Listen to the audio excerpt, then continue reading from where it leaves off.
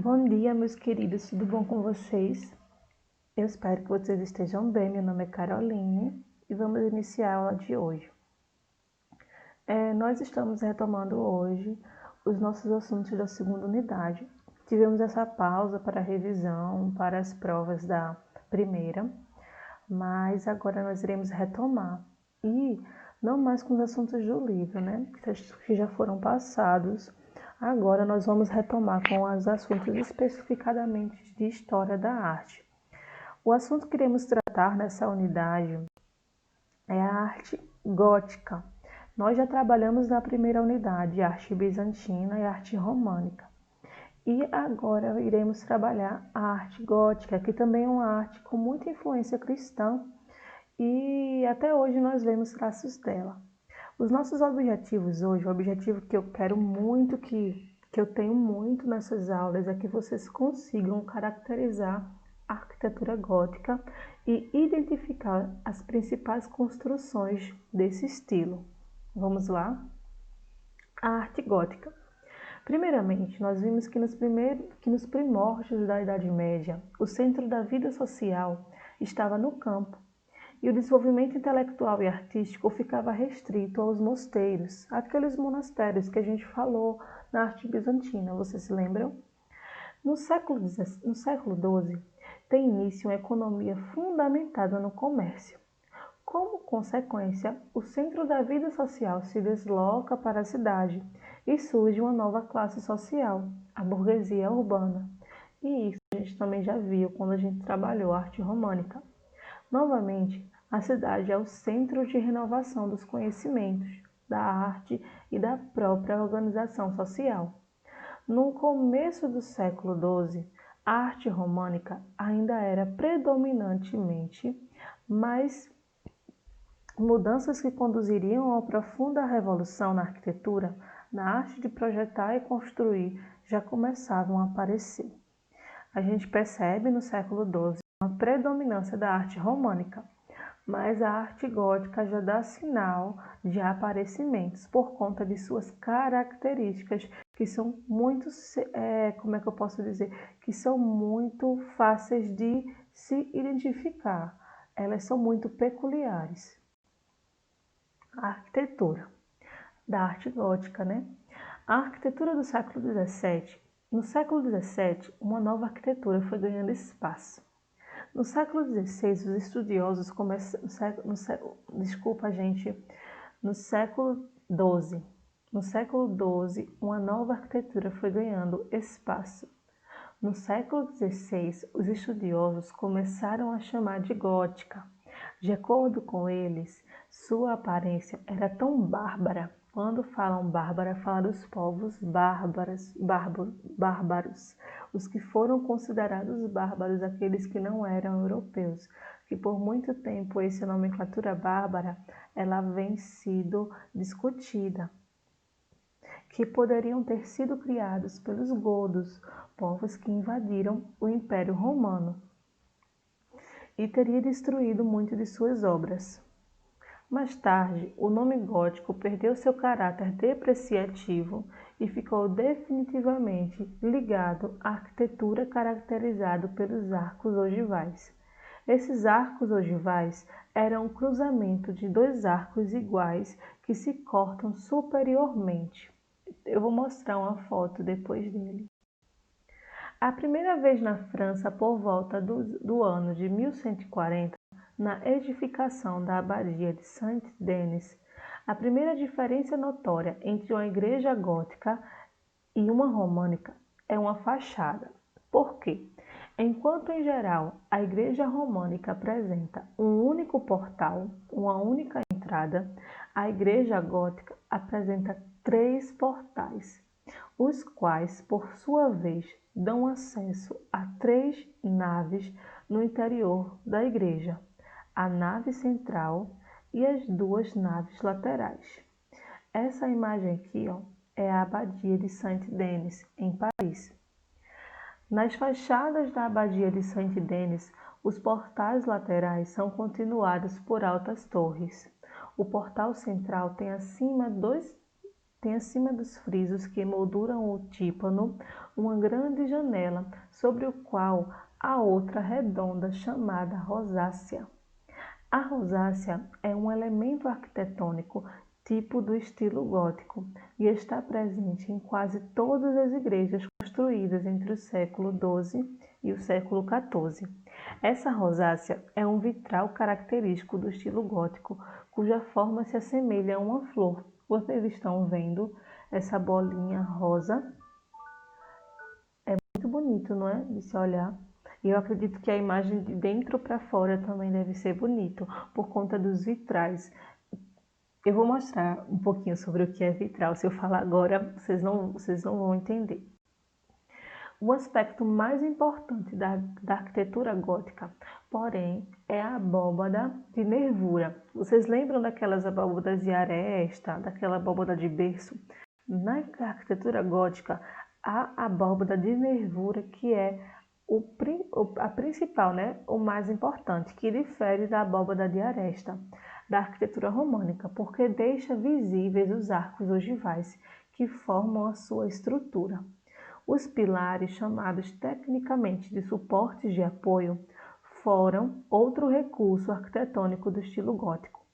Dispostos em espaços regulares, dispensaram as paredes grossas para sustentar a estrutura.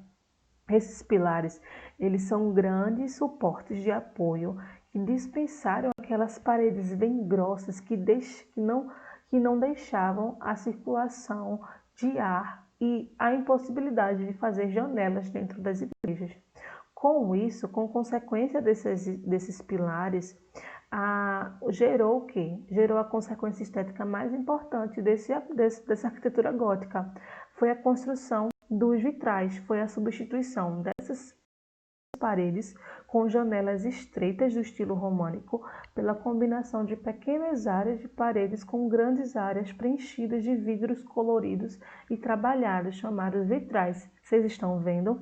Lembra aqueles mosaicos? Vocês lembram dos mosaicos do estilo românico que eu estava falando nas últimas aulas, no primeiro semestre? Os mosaicos eram pequenas imagens feitas com diferentes materiais coloridos. Já os mosaicos, eles são também imagens feitas agora com vidros coloridos que compõem as janelas das igrejas góticas. E veja só que bonito fica a imagem de dentro quando recebe a luz solar. Fica um colorido tão bonito, minha gente, um colorido tão bonito. E por isso que os vitrais, eles são uma das grandes características da igreja gótica. Eu vou falar mais um pouco sobre os vitrais na próxima aula.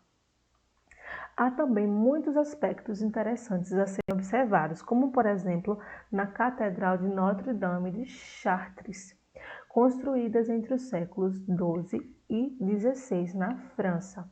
A porta principal é conhecida como Portal Régio. A porta grandona recebe o nome de Portal Régio.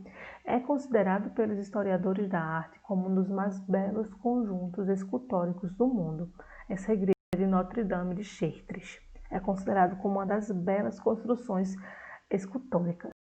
Por quê? Por conta desses detalhes que ela tem em cima da porta, vocês estão vendo? Como as demais construções góticas, o Portal Régio é formado por 3 portais, um central e 2 laterais. Diferentemente dos de Saint-Denis, os 3 dão acesso às naves centrais da igreja. Aquela de Saint-Denis que eu estava falando, é Saint-Denis, cada um dá acesso a uma nave. São 3 naves dentro da igreja. Já essa daqui, os 3, quando abre a porta de madeira, os 3 dão acesso à nave central. No caso, quando eu falo nave, eu falo o local que faz as celebrações, a nave central, onde ficam as cadeiras e tudo mais. Em 1160, iniciou a construção da Catedral de Notre-Dame de Paris. Para vocês não confundirem, essa daqui é Notre-Dame de Chartres. E essa que eu estou falando agora é Notre-Dame de Paris. Essa bem famosa que infelizmente teve um incêndio e tudo mais. uma das maiores igrejas góticas do mundo, que introduziu um novo recurso técnico, o arcobatante. O arcobatante é uma peça em forma de arco que transmite a pressão de uma abóbada da parte superior de uma parede para os contrafortes externos, ou seja, a parede não fica tão pressionada. Isso possibilita que as paredes laterais não tivessem mais a função de sustentar as abóbadas. Assim, o edifício gótico pôde buscar abusar do emprego das grandes aberturas preenchidas de belíssimos vitrais. Como as paredes não sustentam mais as abóbadas, que é aquilo que fica em cima, então elas podem abrir, né, um espaço para fazer janelas e assim utilizar vitrais. Por isso que as igrejas góticas são muito bonitas, são muito belas mesmo. Vejam só essas imagens. Aí tem a primeira imagem, essa daqui, a vista da nave central da Catedral de Notre Dame, com os vários... Estão vendo aqui, ó, as rosáceas.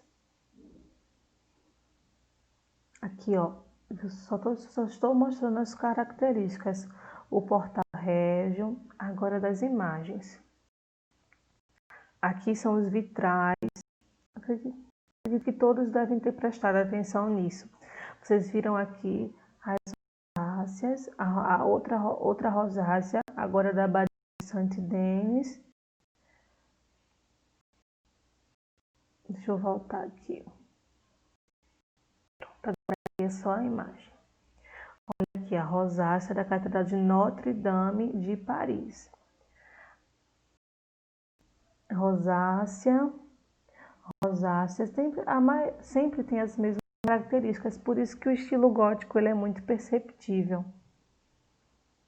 Os arcos ogival, aquele que permite que as paredes não fiquem tão pressionadas, os pilares também. Esses pilares fazem com que as paredes não sejam tão grossas e permite que tenham esses espaços entre elas. E também, ó, vocês estão vendo que as paredes têm os vitrais aqui atrás, fazendo com que não tenha só parede. E tenha também os espaços para os vitrais.